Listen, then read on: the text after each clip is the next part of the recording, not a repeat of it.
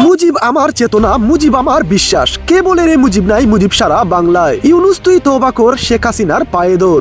ভাই রে ভাই, এবার এমন স্লোগানে ঝিনাইদহে লাঠি হাতে নিষিদ্ধ সংগঠন ছাত্রলীগের বিশাল বিক্ষোভ মিছিল।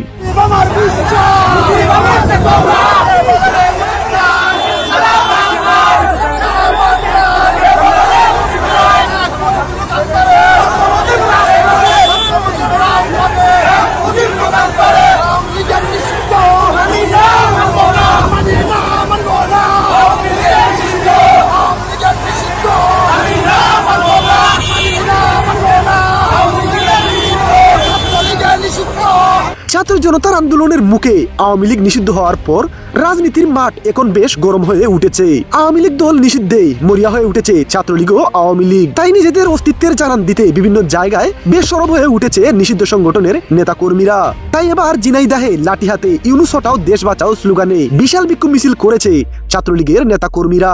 বিক্ষুব্ধ নেতা কর্মীরা সাফ একটি কথাই বলেন, এ দেশে হয় ইউনুস ও তার সমন্বয়করা থাকবে, না হয় আমরা থাকবো।